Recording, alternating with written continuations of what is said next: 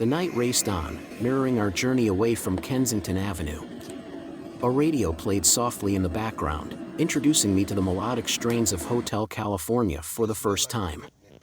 Its haunting lyrics resonated within me, perhaps stirring a desire for an even greater high. It was difficult to fathom that I had escaped the clutches of Kensington. With 47 bags of fentanyl still in my possession and approximately 13 more hours until our arrival in Florida, I was immersed in the world of fentanyl. My body had become a reservoir of the potent substance, capable of sedating even the mightiest of creatures. Yet, I was a slave to addiction, a junkie who had resorted to smoking discarded cigarettes from the grimy floors of Kensington.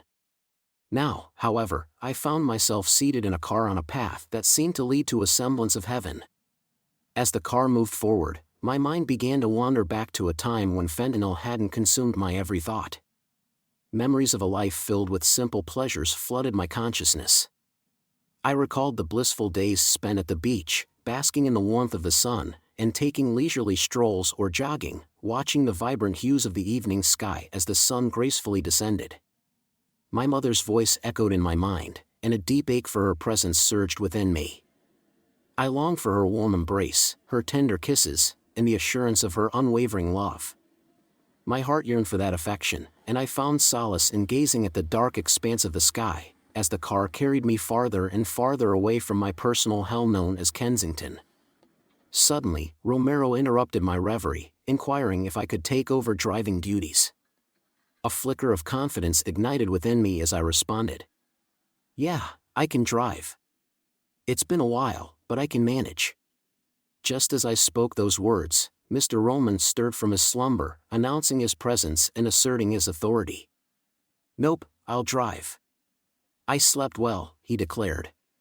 He suggested we stop at the next rest area to grab a bite to eat, preparing ourselves for the imminent dawn and the promise of a beautiful day ahead. With a few more hours left until we reached Florida, we pressed on, propelled by a mix of anticipation and apprehension. Once again, Mr. Roman took the wheel, and this time, an overwhelming curiosity compelled me to inquire about his motivations for helping me escape. And so, he began to share his own story. As he drove, his gaze focused ahead, he revealed that he, too, had experienced homelessness and the loss of everything in his life.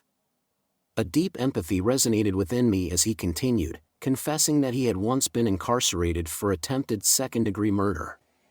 The sincerity in his eyes left no room for doubt. Mr. Roman's voice never wavered as he recounted his journey.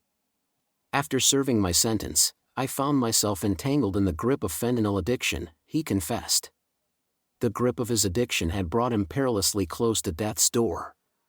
Intrigued, I couldn't help but ask, "How did you escape? How did you come back to life?" His response resonated with a quiet wisdom. "I died," he said softly, "and God granted me a second chance at life." Intrigued and amazed, I pressed for more details. Mr. Roman obliged, recounting a transformative experience. It was as if I gained a profound understanding of my addiction and a burning desire to break free from the clutches of fentanyl, he explained. "I made the decision to go cold turkey, and I succeeded." A smile played on his lips, a testament